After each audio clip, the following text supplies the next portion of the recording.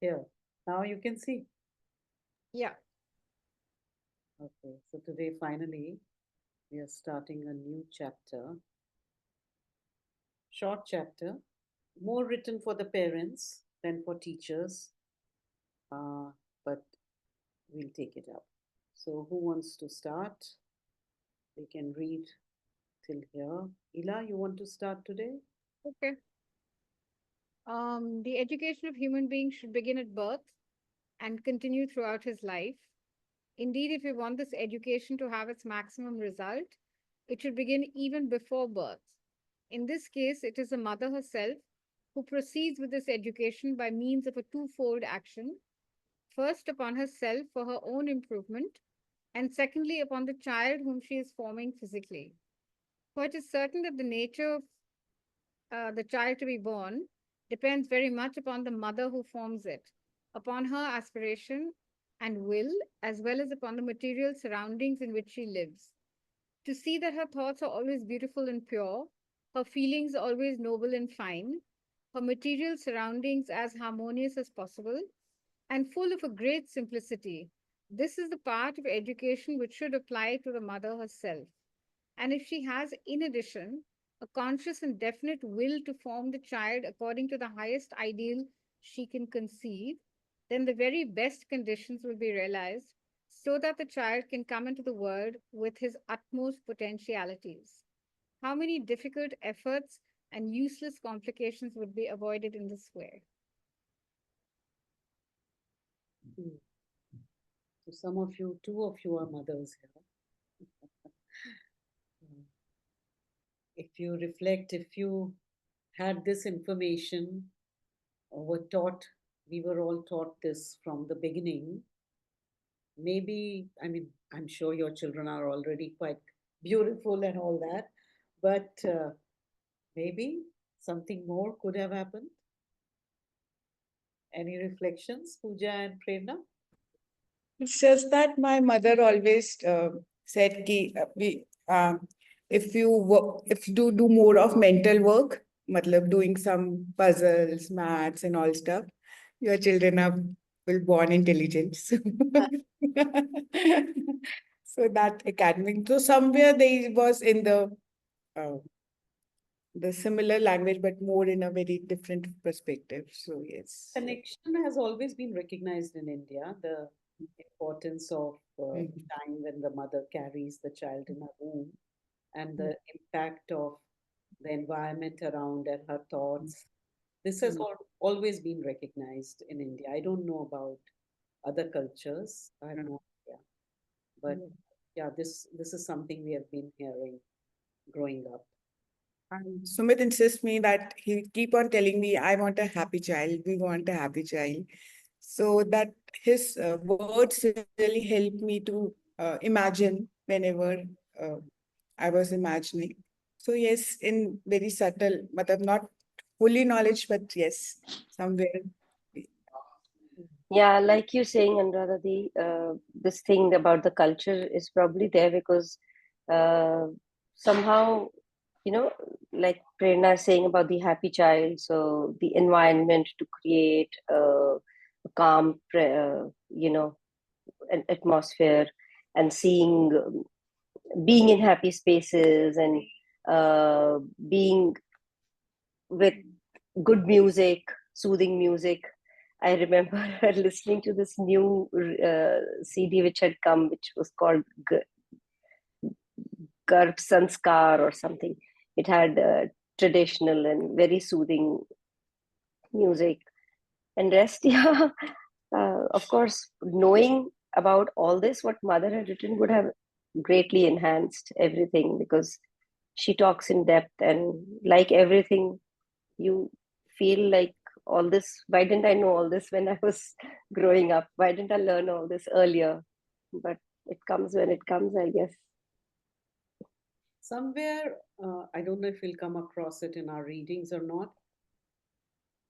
Somewhere the mother has even spoken of the moment of conception. You know, if you, in the act of Yeah. course, and if you can be conscious and consciously invoke and call down a special soul, She's spoken about that also. So maybe in the prenatal education booklet, they might have compiled it. Yeah. Any other thoughts? Any other thing? Or everything is very clear here? Okay, let's continue. Let's take up both these paragraphs together. Prerna, why don't you take it up? Yeah. Edu- Education to be complete must have five principal aspects corresponding to the five principal activities of the human being: the physical, the vital, the mental, the psychic, and the spiritual. Usually, these phases of education follow chronologically the growth of the individual. This, however, does not mean that one of them should replace another, but that all must continue completing one another until the end of his life. We propose to study these five aspects of education one by one and also their interrelationships. But before we enter into the details of the subjects, I wish to make a recommendation to parents. Most parents, for various reasons, give a very little thought to their education, to the true education which would be imparted to children. When they have brought a child into the world, provided him with food, and they Satisfied his various material needs and looked after. Yeah. Continue. and looked after his health uh, more or less carefully, they think they have fully discharged their duty. Later on, they will send him to school and hand over to the teachers the responsibility for his education. Okay. Should I continue? No, no. So the first, she has defined what is the scope she's going to take up. And this is where she says clearly that there are majorly five principal aspects, and they correspond to the five principal activities. So this all of us are familiar with: physical, vital, mental, psychic, and the spiritual. Normally, we only talk of psychic and it's kind of clubbed together. Uh, Even places or schools within the integral thing, which say that they take up spiritual, they actually don't have clarity what is the difference between the psychic and the spiritual and how to take up either of these. So just being devotional, singing bhajans, and uh, sitting in front of the mother's photo is not psychic education. But that is what is happening mostly: religious education instead of psychic or spiritual. So, anyway, she will clarify when we read these things. And she says normally they follow chronologically, meaning that for a little child, if we look at a little child, the first thing the child obviously is the physical needs. The emotional needs start coming, and then the mental, and then psychic and spiritual. But she says they all have to continue together, completing one another till the end of our life. So, education begins before birth and is never ending. That's the concept. And then here she talks about parents, which we all know. Generally, this is what the parents are focused on: sending the child to school, looking after the physical needs. The child should not fall ill, should be safe, should be healthy, should go to school, be intelligent, get a career, get a job, get married, have kids, blah, blah, blah, etc. So that is the path. Anything to discuss, anything to share, to thought is very simple. All of us are aware. Okay. Pooja, you can take this paragraph, please. Oh, Sagarika has not joined today. That's the one I'm missing, right? Okay. Yeah. There are other parents who know that their children must be educated and who try to do what they can. But very few, even among those who are most serious and sincere, know that the first thing to do in order to be able to educate a child is to educate oneself and to become conscious and master of oneself so that one never sets a bad example to one's child. For it is above all through example that education becomes effective. To speak good words and to give wise advice to a child has very little effect if one does not oneself give an example of what one teaches. Sincerity, honesty, straightforwardness, courage, disinterestedness, unselfishness, patience, endurance, perseverance, peace, calm, self control are all things that are taught infinitely better by example than by beautiful speeches. Parents have a high ideal and always act in accordance with it, and you will see that little by little your child will reflect this ideal in himself and spontaneously manifest the qualities you would like to see expressed in his nature. Quite naturally, a child has respect and admiration for his parents. Unless they are quite unworthy, they will always appear to their child as demigods whom he will try to imitate as best he can. Thank you. So being in this, in the atmosphere of Sri Aurobindo and Mother's thoughts for several years, all of us, it seems very obvious and, commonsensical to us what she's saying. But again, one has to remember the time in which it was written, over 100 years back, and what the scenario was then.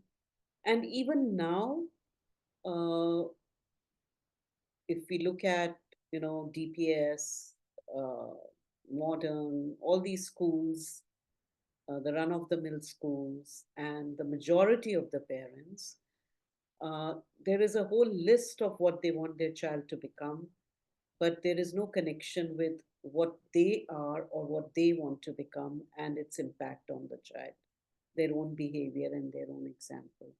That knowledge or that realization is still missing even today.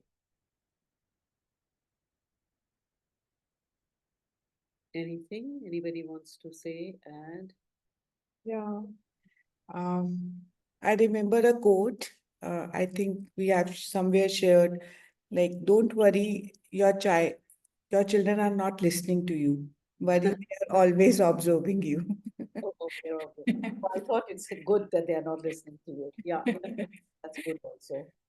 It's don't worry that, but they are always looking, yes, very, very powerful. And so, Yeah, mm.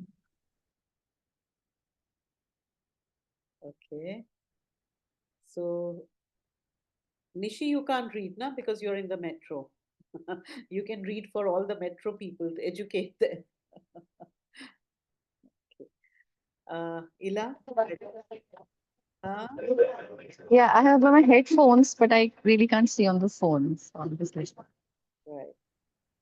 So, Ila, Yes. will you talk this? With very few exceptions, parents are not aware of the disastrous influence that their own defects, impulses, weaknesses, and lack of self control have on their children. If you wish to be respected by a child, have respect for yourself and be worthy of respect at every moment. Never be authoritarian, despotic, impatient, or ill tempered. When your child asks you a question, do not give him a stupid or silly answer under the pretext that he cannot understand you. You can always make yourself understood if you take enough trouble. And in spite of the popular saying that it is not always good to tell the truth, I affirm that it is always good to tell the truth, but that the art consists in telling it in such a way as to make it accessible to the mind of the hearer. In early life, until he is 12 or 14, the child's mind is hardly open to abstract notions and general ideas. And yet, you can train it to understand these things by using concrete images, symbols, or parables. Up to quite an advanced age, and for some who mentally always remain children, a narrative, a story, a tale well told teach much more than any number of theoretical explanations.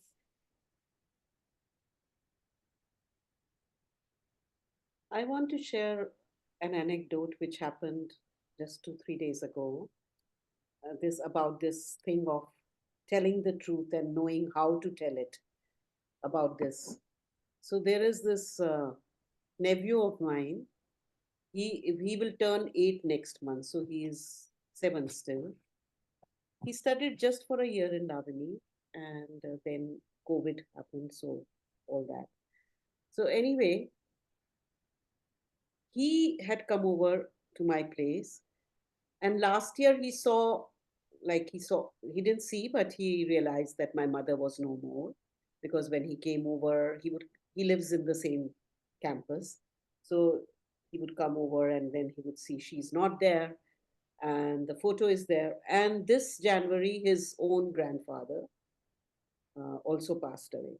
So again, the same thing, and he used to live with them. So in the room, now only the photo is there, and the parents generally don't talk to them. I mean, we find it a little odd. We would have explained, but anyway. So when he came, we were having dinner. His parents were not there. He asked me, "What is death?" The 7-year-old child, almost going 8. What is death? So I tried to explain to him, as I'm busy with the Gita, essays on the Gita. So I tried to explain him, the same analogy: clothes get, dirty or torn. Before that, I had spoken to him in a star the same evening. I had spoken to him about that. So I said, so it's the inner star which gets, again comes a little baby, and that never dies, and that becomes a little baby again. But we won't recognize. So he asked me if my mother has come back. I said, maybe she has, but I won't recognize her.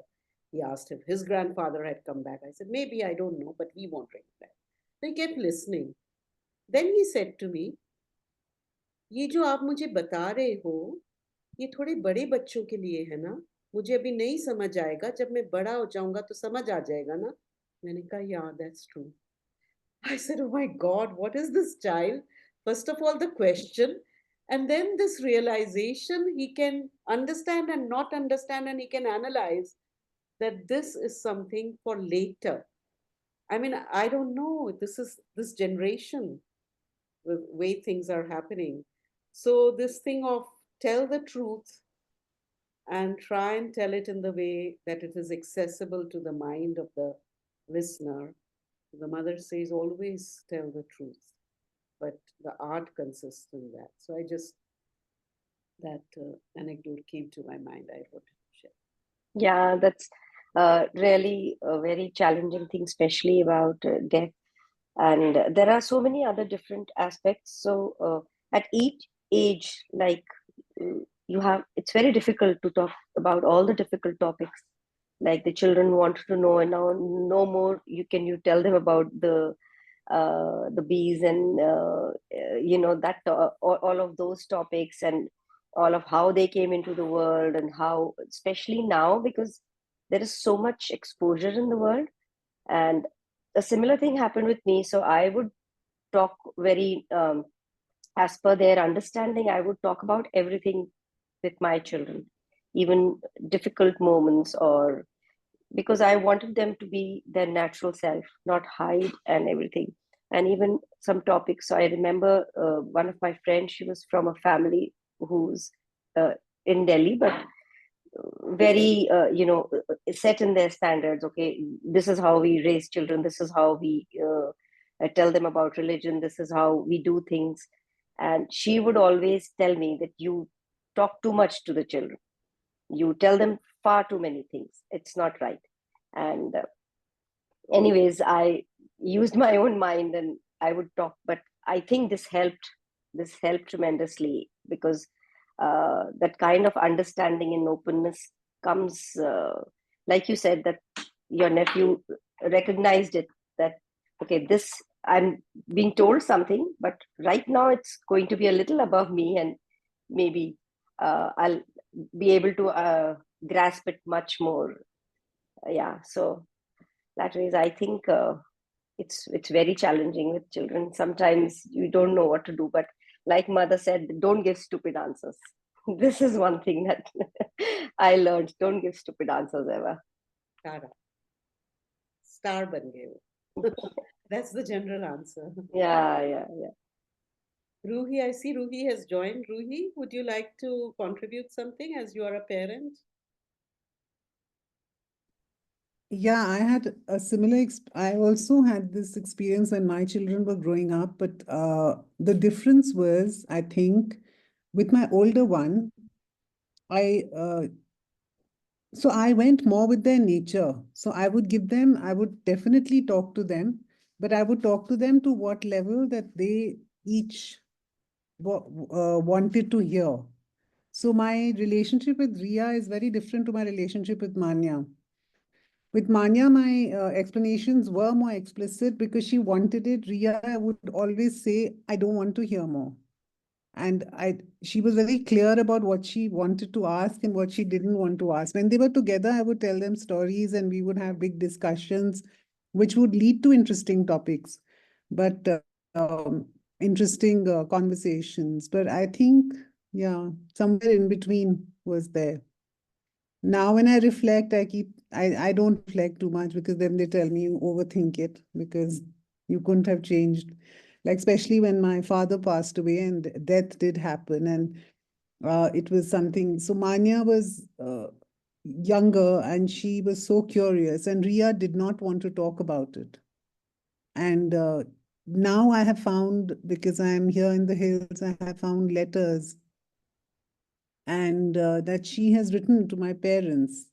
And of course, I told her they are here, and I've just WhatsApped them, and because I've preserved them, and they have also preserved them. And she's told them how much she cared. So that was, she was at that age, though she was only 12 at that time.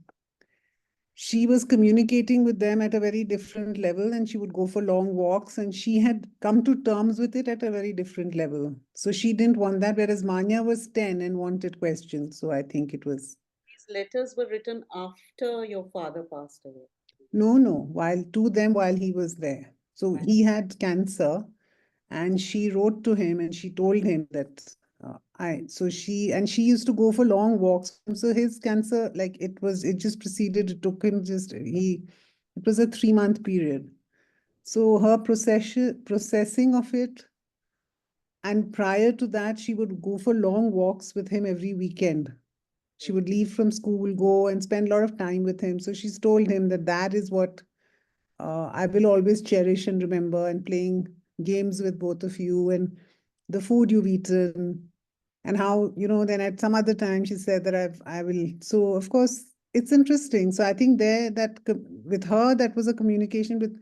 With Manya, it was more of like the little one, the thing.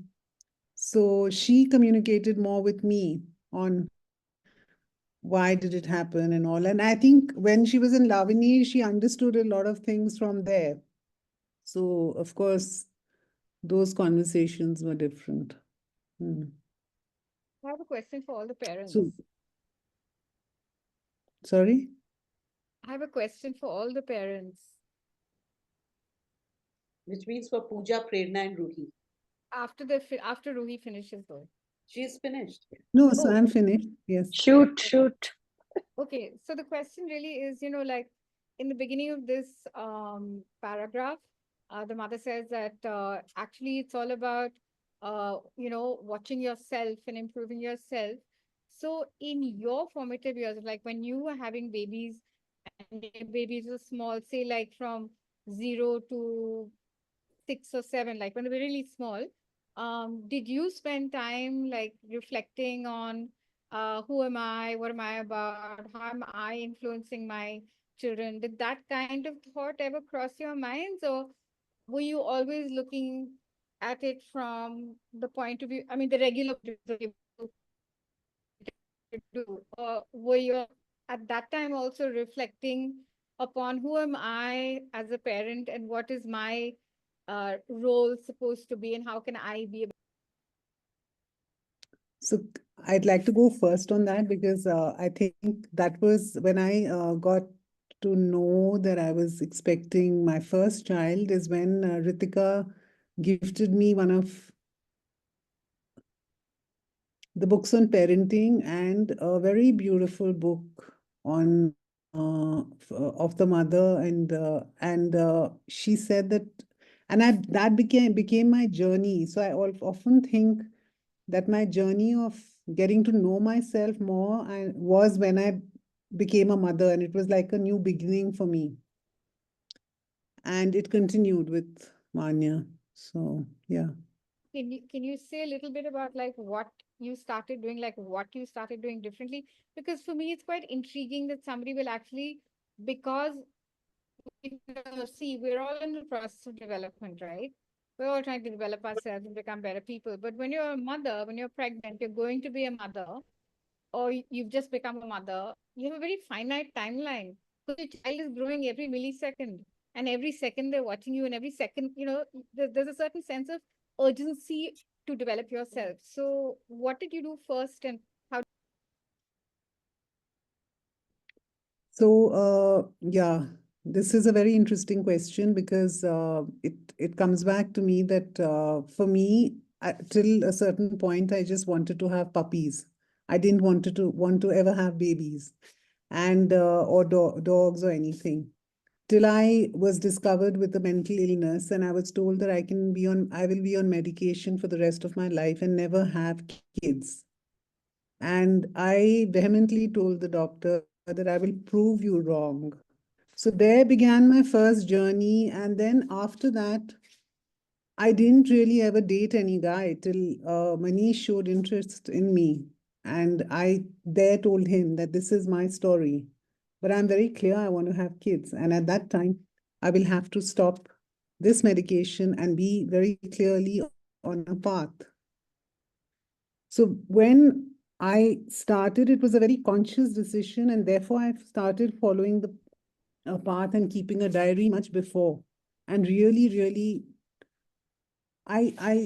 I did actually, maybe Ritika gave me that book a little earlier, much before I got pregnant. It's when I left British Airways and I started thinking I'll conceive because I had to be off medication. And then at that point, we were very conscious of and we attended lots of workshops at the Gnostic Center then when I think Anuradha and Amita used to do them at the farmhouse, and we would come there from Delhi.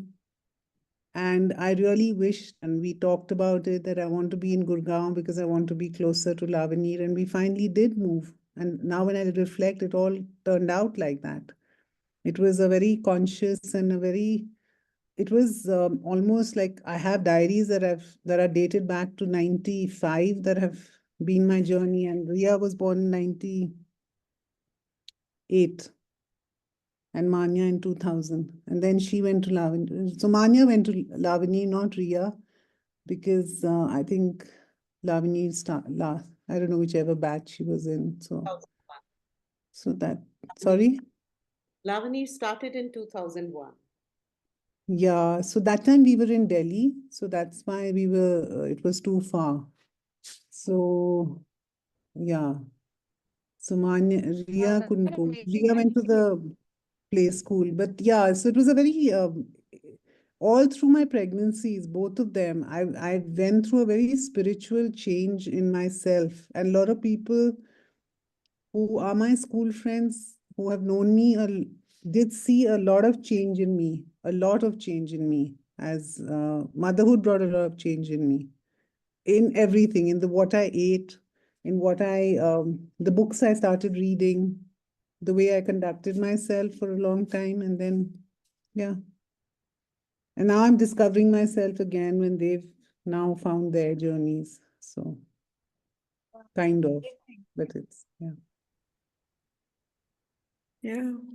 Quite amazing. Yeah.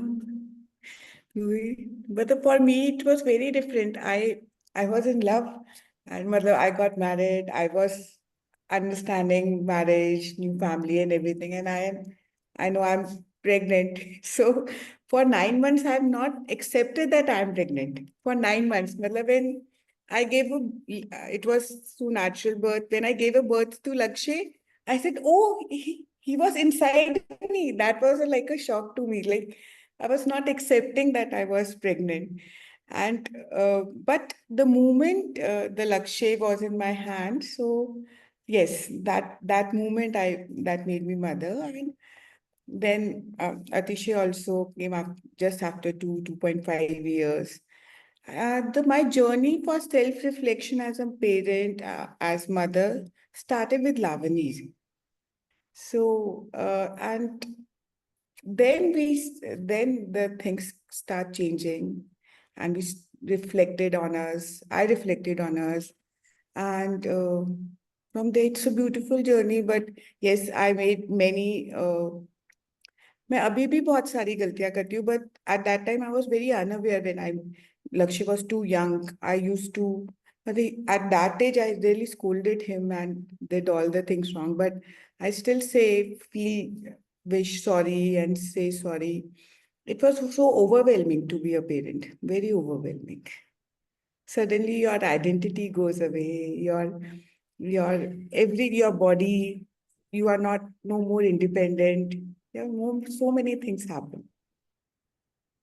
But then slowly it's a beautiful journey and my things changed, yes. Pooja, you like to share? Yeah, so of course, nobody can be a perfect parent ever. We are doing we it's as the child is taking one day forward as a human being, you are taking a day forward as a parent, and there's no school or any place which teaches. So you are in the same journey. So you become a parent, like the mother says, how to bring up a parent, right? Uh, that's the thing. And even if, like, I was very prepared, almost like Ruhi, I was very prepared. We took a lot of time, 10 years into our marriage after once we decided to have a child. So we were very prepared and we tried to do the right things. I was very reflective of how I want my child to not have any experience that I had.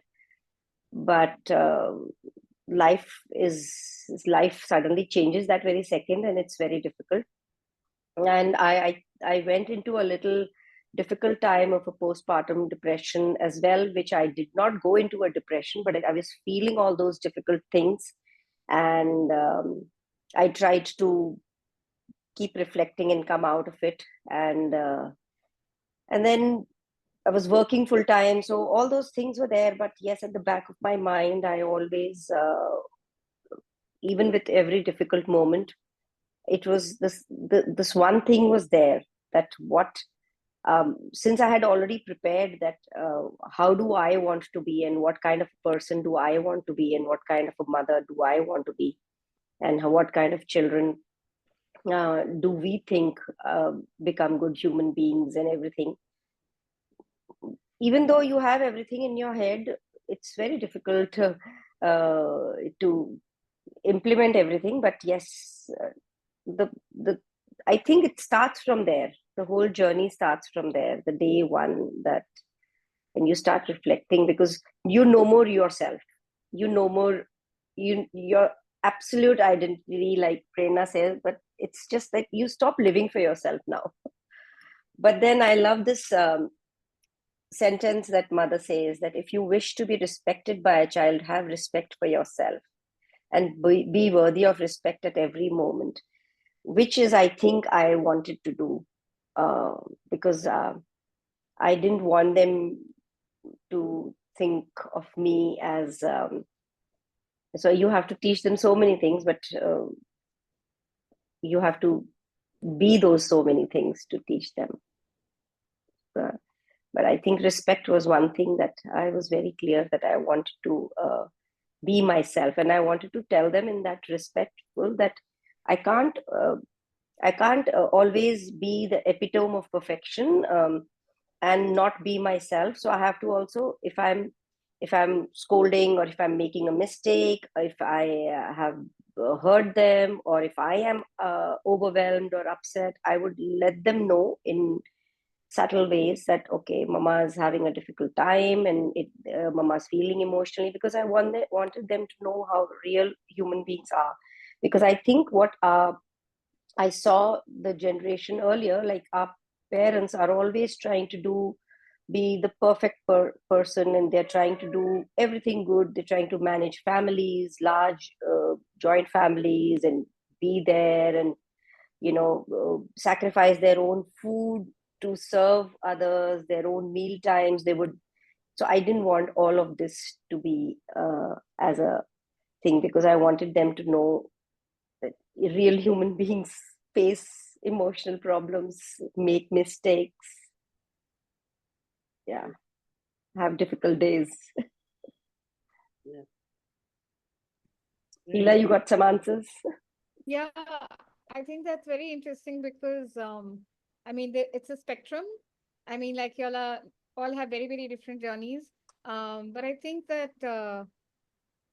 it seems to me that the if you are kind of ready and willing to work on yourself, then it seems that it becomes a little easier for y'all as parents. It sounded to me that Ruhi and you um, I don't know how to say it, not easier, but perhaps were more understanding of your children. And when you look back, maybe like what Prerna said that, maybe I did a lot of things wrong. I think maybe y'all are feeling that you didn't do so many things wrong.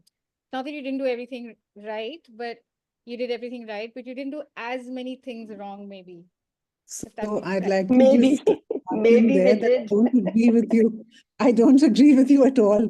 I every day think of, so I mean, I've tried to stop now and I've tried to say that I'm not going to go down that rabbit hole of guilt, because I can think of so many things that, and I totally, totally understand where Prerna's coming from, because Yeah. so there's so many things that I can think of that I've done. And then I have to tell myself, don't be so hard on yourself. And I have to get away from situations, places, because, and this line that you shared, Pooja, was so beautiful, because I used to often live by that. And it's very interesting because so in our family of four, Ria calls me one, because when I was young, I'd say that one shouldn't do this because it would lead to this, telling them what the consequences would be. But she now says you're one and that Papa's two, as a kind of a leader of the family kind of pack. And The Rambui also alpha. follows me. But the deal is, it's not because I'm trying, it's not about competition. It's also about, but I look back and I'm always saying, I cannot be a perfectionist. I cannot do this. I have to hold back now. So one of the reasons I took this time off for 2 months is because I wasn't being able to cope with all the things that were being thrust my way. I just couldn't. And yeah, I mean, it's time off. So, and I'm very, very grateful to my family that they were understanding, like to Manish also, that he said, yes, you stay in the hills, be there and be by yourself, because maybe that's what you need right now. So that's also a privilege, and so maybe it's got its downside too, but yeah. Yeah, and it's never easy. Of course, I don't think you ever meant it like that also, Ila, but mistakes, I think we all, every night, the reflection is that wish we had done this in a different way. Yeah, absolutely.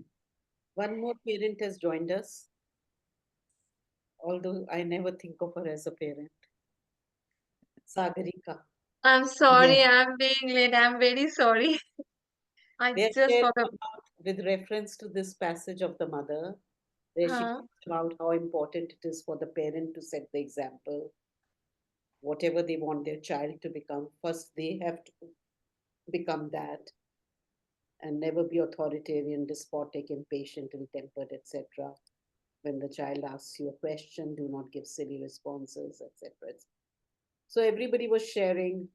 Ila asked a question: what was their journey when they were expecting, and when they became a parent, and the early years of the child growing up? How did they reflect on themselves, and how did they try to change themselves as people for the sake of their child? So Ruhi, Prerna, and Pooja have shared. Would you like to share anything, Sagarika? I have nothing to say because my journey is not as a simple parent. because it's my fault because I left my child and come here. I I decided to go my own way on that time. So it was now I'm realized when met again after my husband passed away. So I can't say matlab, it was I don't know. There is a huge gap. What I thought, matlab, what was in my mind, because during those days, because she's always in my mind, but it but she is somewhere else, not with me. And when we met together, and I don't know, I could not. It's it's I could not matlab, express that situation till now. There is a maybe it's my fault. Of course, my fault. Not maybe it's my fault. I don't know. Maybe it's my journey. How old was she when you came away? Uh, uh, Now she just did her 10th class, 10th examination. Then I came here. So you were with her till that, till she, Yeah, after the 10th exam, then I came here. He finished just exam with then I came here. So this sentence, which of course what mother is saying applies to teachers also. It is here she's addressing the parents, but obviously all the things she's saying about bringing up children and setting the example and not being authoritarian, etc., respect, explaining things to children, applies to teachers equally, any educator. So let's carry on. There are just so Sagarika, as you have just come, you can read the remaining two paragraphs. another pitfall to avoid. Do not scold your child without good reason and only when it is quite indispensable. A child who is too often scolded gets hardened to rebuke and no longer attached, attached, attached much importance to words or severity to tone. And above all, take good care never to scold him for a fault which you yourself commit. Children are very keen and clear-sighted observers. They soon they soon find out your weaknesses and note them without pity. Very true. When a child has done something wrong, see that he confesses it you spontaneously and frankly. And when he has confessed with kindness and affection, make him understand what was wrong in his movement so that he will not repeat it, but never scold him. A fault confessed must always be forgiven. You should not allow any fear to come between you and your child. Fear is a pernicious means of education. It invariably gives birth to deceit and lying. Only a discerning affection that is firm yet gentle and an adequate practice knowledge will create the bonds of trust that are indispensable for you to be able to educate your child effectively.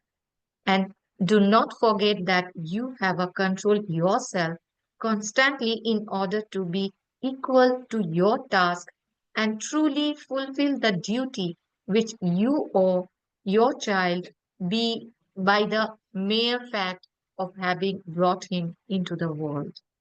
Bulletin, February 1951.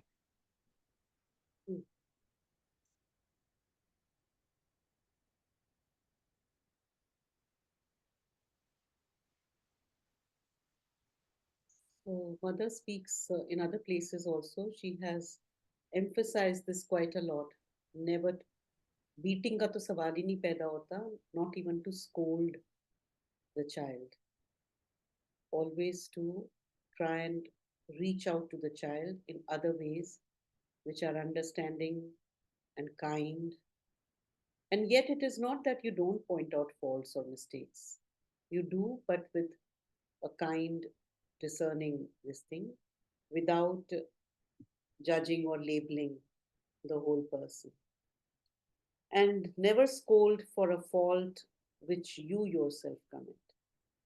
You know, something one does oneself and then scolds. Because here the child observes, and this can be quite shocking to the child, and you cause for losing respect for you when you do that. So all this is clear. Any thoughts, any questions, anything to share?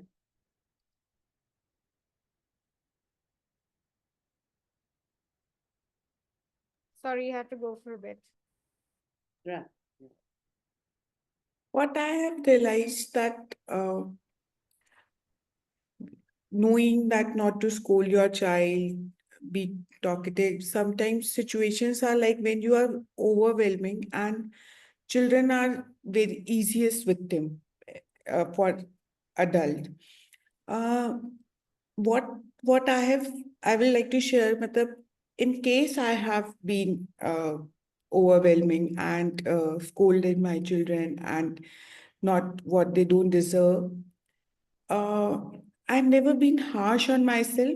However, very beautifully, I cleared my situation and said sorry after the incident. That helped me and my children to go back to that respect. Matlab, uh, because sometimes if I've been very harsh on myself, I get more into guilty trip, more dark space, because sometimes the action comes from a dark space, and also what you have witnessed earlier in your childhood. So both the things combined may come, but I always felt मतलब मैं बहुत अपने आप को वो करती थी, but the moment I've started expressing to them and uh, be sorry to them, sharing my situation, things have improved and relationships have improved.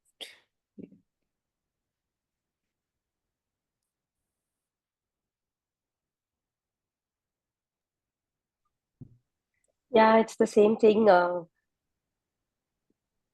Instead of being in the guilt, the guilt will of course never go away. But I just never wanted to create that fear thing with the children, and also did not want the children to not understand.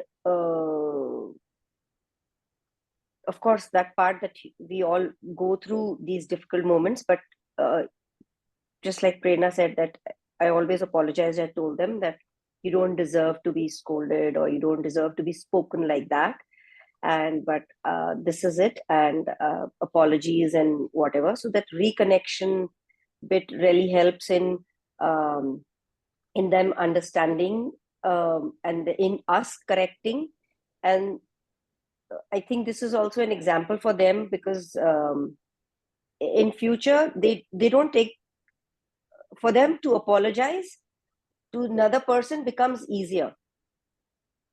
So I thought that was also important, and it came naturally, of course, and it helped. It helps a lot, because you do make mistakes every day. And just to add to this, I just want to tell Sagrika that please don't think that it is all your fault. Whatever had to be and has happened, and I'm sure there is lots of scope of reconnection. And don't think of yourself as the fault maker.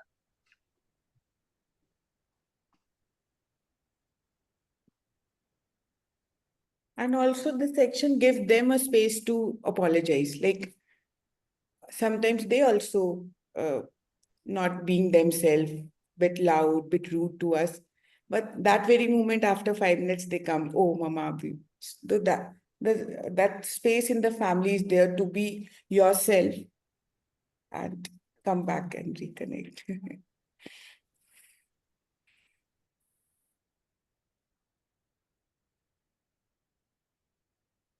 This thing about fear, what the mother says, here she's talking in the context of scolding, but I have seen this fear thing also comes, khana khalo, nahi to whatever, some being or somebody will come, you know, uh, or ye kar lo, nahi to ye ho jayega. Or in school, it might be ki kar lo, nahi to Sunena didi aa jayengi, or something like that. Yeah, wo. So this fear is not only in scolding, it is also in making the child do what you want the child to do. When you want to impose your will on the child, then also often we take recourse to fear or some kind of a threat, subtle threat type of a thing.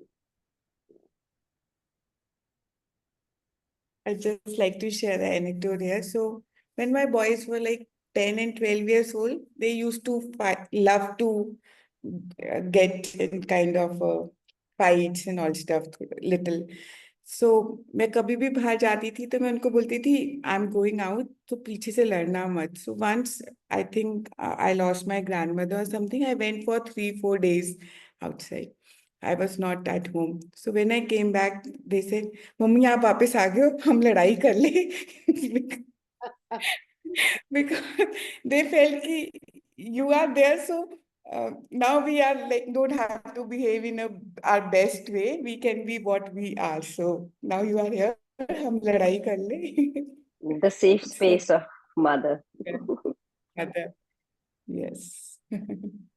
So that they told me, but I felt That's that lovely yes, to उनको मेरे से hear. डर नहीं है, उनसे वो है. Yeah, sorry, Ruhi. At times, the scolding may not be verbal, it can be your body language or the way you hold the child's hand or the way you stop them from doing something. Uh, that can be aggressive. Uh, so I'm taking the meaning to be all of that and not just verbal scolding. Basically, this imposition of one's, like you said, Prerna, earlier, the child becomes the easy victim, where because of your size, your strength, your status and power, the hierarchy, you end up using that to control the child. And of course, that's the most challenging thing for parents and for teachers and for anybody is when the child throws a tantrum in a public place. Then so many things happen, so many psychological triggers and all. How to deal with it. All that is there. So interesting discussion, interesting sharing. Also, thanks to Ila for sparking off. I was thinking, why is Ila asking? Is she going to planning on motherhood now?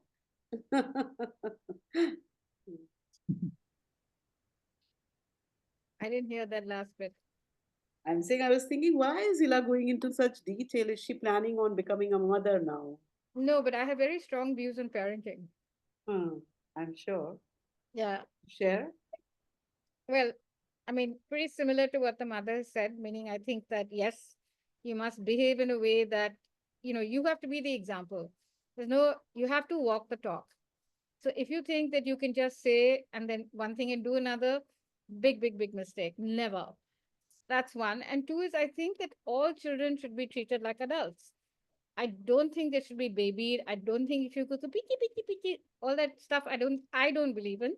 I think that you should talk to them like you would talk to anybody because you have to see the soul within.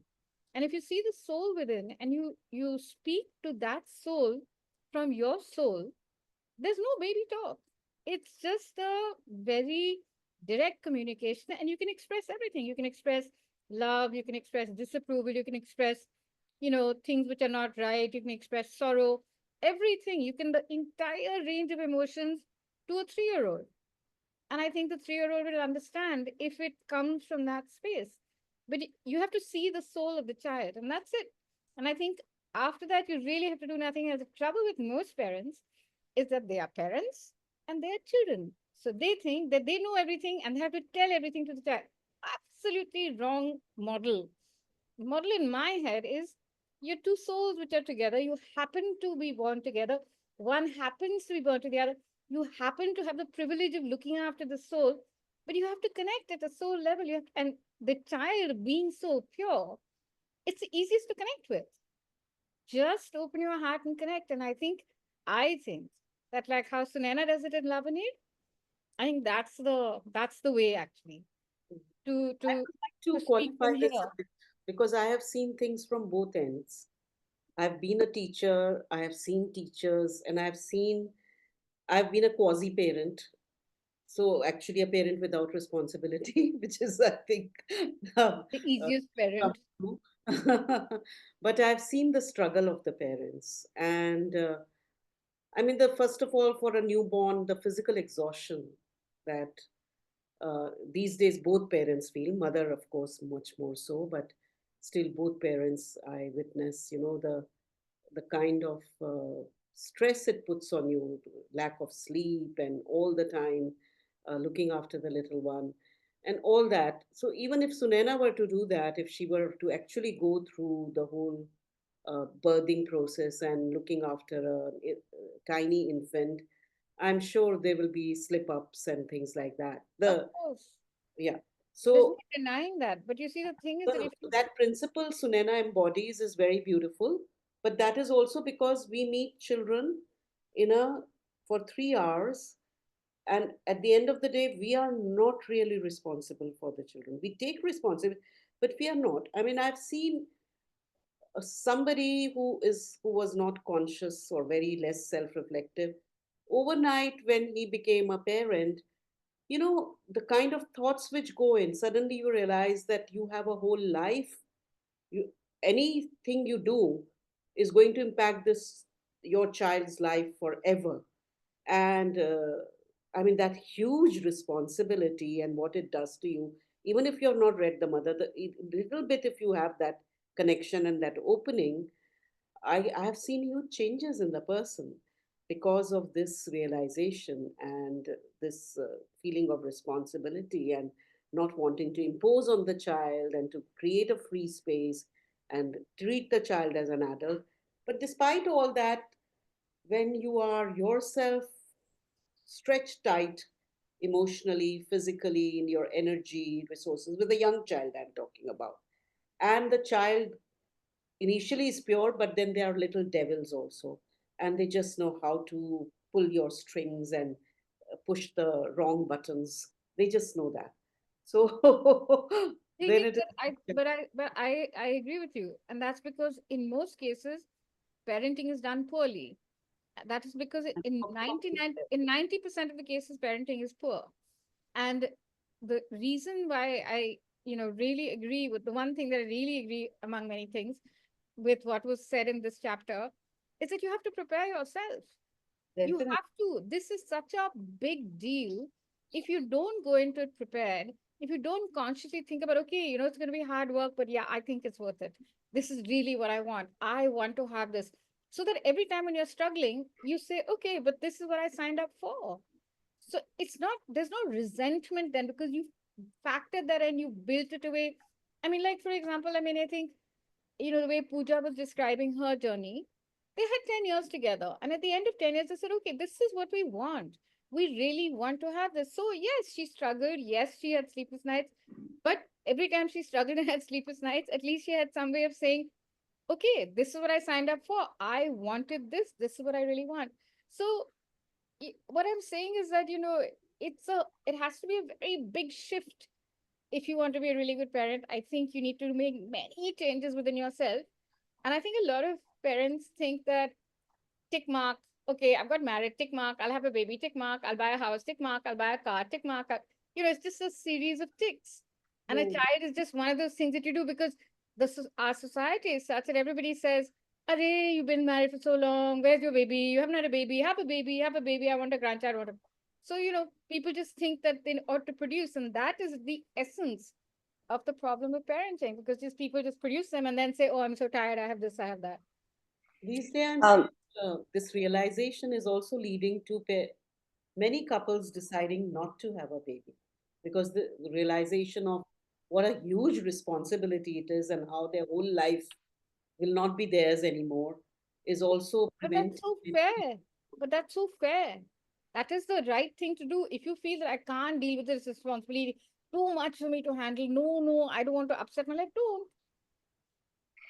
yeah, I just want to say something here, that I think once you become a parent, even if you are in the remotest of space, like Anuradha shared, that just the very thought of seeing the child now, you there is a big shift inside you, both for the father, more so, of course, for the mother. And there are things which just come in, and there is no, sorry, but there is no one thing as a good parent or a bad parent or a poorly parented child or a very fairly parented child, because every parent is just doing, just like a human being is carrying so much of their past, and they're trying to do their best. They are at every point doing their best in their circumstances, in their learning, with their baggage at the back. I don't agree And at all, just by the way. just like just like just like in our life, if somebody is working, or in every place around us, we see people, supposing we are at work, we may see the same kind of um, unconsciousness towards their work or their or dedication or in so many other things.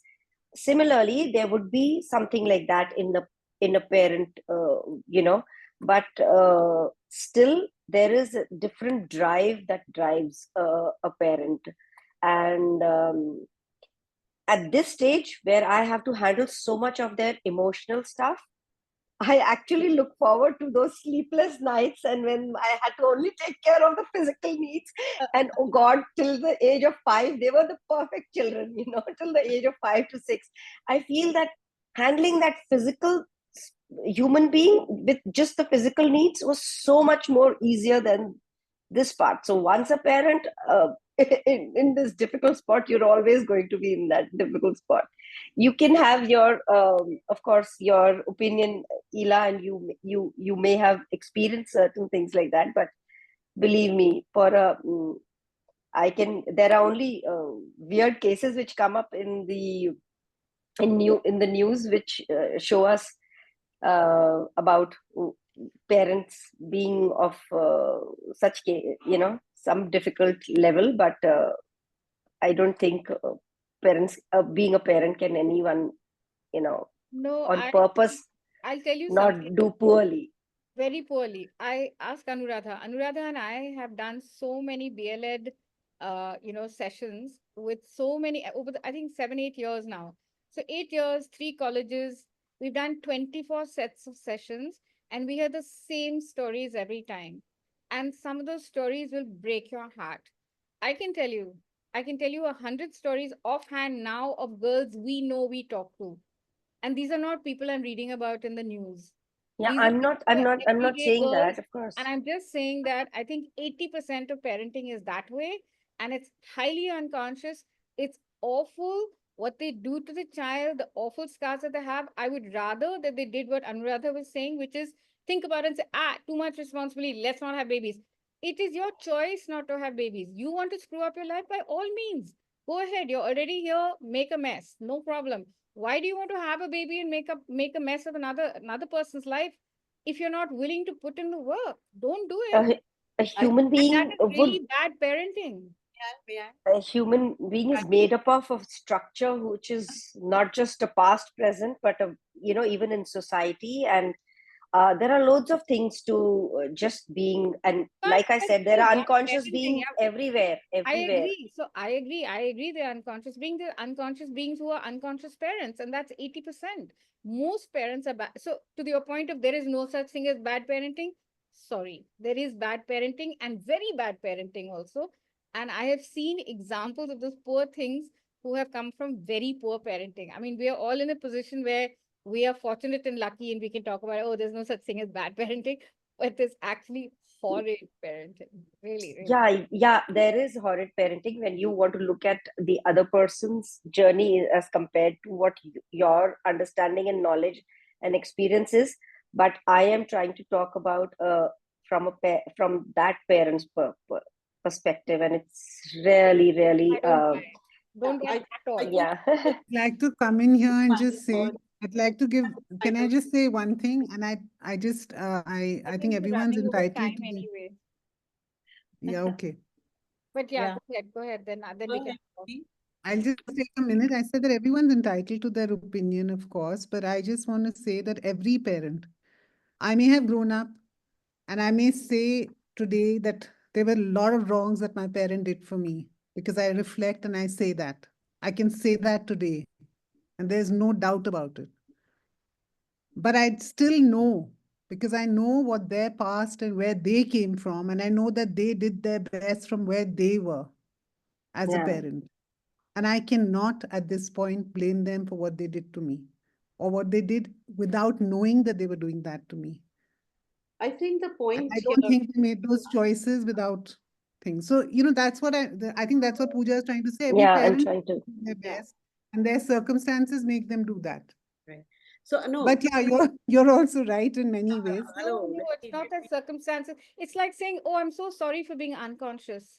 I have no idea that I'm No, I don't unconscious. think I have it's no that. I think idea. even if you're Please feel conscious, sorry for me as a parent. I I just have removed the to child. correct. It's so no, easy." I don't think so. I don't think the parent is saying sorry. It's like what you perceive it as, and you do at that point. It's also your age. In your 20s, Ela, and I would also say that if you speak to these same girls after 10 to 15 years of their maturity, they will tell you the same things that their parents did to them, but in a very empathetic and in a very different version. Believe me, what Ruhi is saying, I went through the same, and I speak of it in a very different way now. Okay, I want to have the last word, please. Sure. yes, I of think course. what is being discussed here is at two different levels. The parents who are the people who are saying parents, every parent is trying to do their best. There's a truth in it, except for those really weird cases which we hear, where there are even raping their kids and all that. That I'm not talking of those rakshasas, but the point I think they're trying to get across, Ila, is that in their own minds, because there is this element of love which happens, unconditional kind of love, which of course gets conditioned very soon, but there is this love which is creates the bond between a parent and child, which is very difficult to replicate in any other relationship, and especially from the parent's side. Not so much, I would say, from the child's side, I would say more from the parent's side, that to the extent they are their limit of their own wisdom is, they whatever they think, if they think patriarchy is the best for my child, they impose patriarchy. If they think sexism is best for my child, they impose that. So whatever they believe in, they impose. If they feel children need to be controlled, they should not be given freedom, they impose that. But according to them, they are being the right parent, and they have that feeling of love. Of course, we can disagree completely with them, but they are coming from that space. And that is something which is for perhaps for majority of parents is true, not for all. But Again, I it disagree. might There are turn so out to many be more. mothers. There are so many mothers who know that what's being done to their children is wrong, and they can't do anything about it. Yeah, so then it is different, now one parent and all this. But then it is also they are also acting from whatever they are caught up in. If they don't have the courage or the means to stand up and fight and then be without finances and be thrown out of the house, then how they will look at the child. I mean, there are so many factors, especially the Indian women, and we see not just Indian women, even women abroad and all, who are abused and yet continue in the marriage despite physical abuse, despite even earning their this thing. So there are so many factors, but even within that, there is somewhere because of that love, even with whatever little they can do, they would try to do. Yeah. However, we judge it, but at least I also believe that love is very special. Okay, Yes, so I we can agree to disagree. Bye-bye. So I think we're well over the time. right. Okay. Okay, There is a bye. commentary on this chapter which we will take up next time.